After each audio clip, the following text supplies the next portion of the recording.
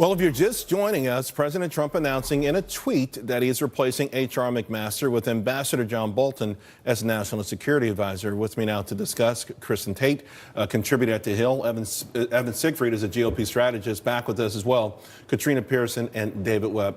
Kristen, let me start with you. A lot of action, a lot of turnover. Of course, this was the subject of mainstream media last week, that there's too much turnover, and it points to some impending doom or implosion within the White House. No, I don't think so at all. Trump thrives off this chaos. And look, he's not a politician. It's going to take him some time to put together a cabinet that functions like a well-oiled machine. And frankly, I mean, H.R. McMaster has publicly disagreed with Trump on key issues from the beginning. He needs to find people who really believe in his cause, who believe in Trumpism. So I think this was a good move for him and a step in the right direction. Also, I want to share with the audience a tweet from UN Ambassador Nikki Haley on this news. It reads, thank you to Lieutenant General H.R. McMaster for your service and loyalty to our country. Your selfless courage and leadership has inspired all of us. Most of all, thank you for your friendship. Evan, what do you make of it? Well, I think, first of all, H.R. McMaster's exit, while expected, it seems to be very amicable. It wasn't like Rex Tillerson, where he notably did not thank the president in his announcement, either today when he addressed the State Department or on the day he was fired. But I think that John Bolton's a great pick. I don't know any sector of the Republican Party that's upset with this. There are people who don't like Trump, and then there are people who love Trump, and we're all united on this. And I think so. We got a kumbaya moment. Listen, break out the talking stick, and we'll get on a campfire and roast marshmallows. But John Bolton is a serious foreign policy guy, and he and the president sync up in views. And John Bolton is also unafraid of challenging the president if he feels he's wrong. But at the same time, he knows it's the president who makes the final call. And once the president makes that final call, John Bolton will help execute whatever that is. And David, again, what is that execution? What are we looking at here? Will the focus be on this potential upcoming meeting with North Korea, perhaps getting rid of the Iranian nuclear deal, or something else here that seems to be pending and seems to be so critically important that President Trump has revamped his team? Right, so there's the immediate things, which could be the upcoming meeting with North Korea. Pay attention to the Indo-Pacific region, which the president identified.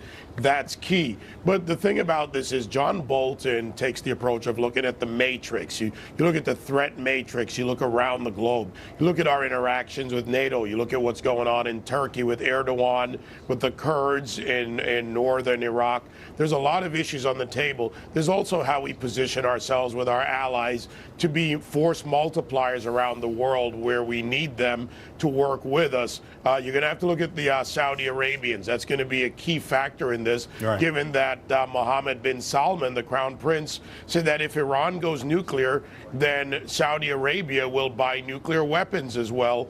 And they've already decided to enrich to 3% to power grade levels. So there's a lot of interactions, but what John Bolton's good at is taking this matrix, putting it together. You're right, he will give pushback to the president, but he'll do it privately, and he'll do it from the process of, I've lived through this for decades, and you need that experience in there. According to John Roberts, Fox News, there were, in fact, many meetings between the president and Ambassador Bolton. And you can see some sort of, that they liked each other for a long time. Finally, I guess they found the right fit for him, Katrina.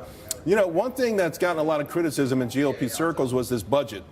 President Trump, allowing the GOP perhaps to sacrifice a lot, but to focus on military. Does this once again underscore that of all of his commitments, the military is first and foremost?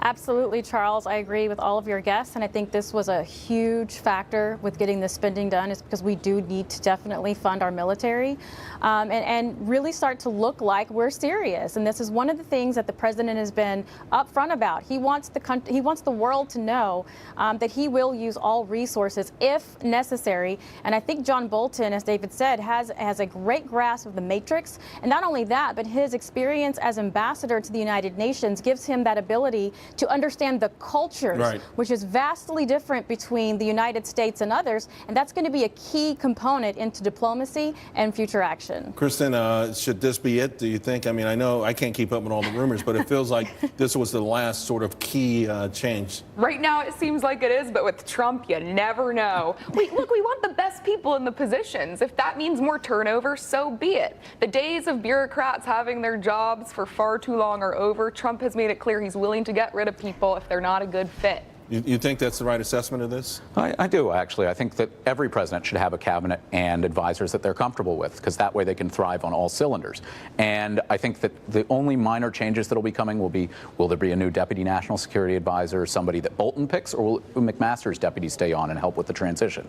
But I think, again, it's going to be an amicable transition, and I think that John Bolton is a great pick. I just hope he doesn't shave the mustache. All right, guys, let's leave it there. Thank you all very much.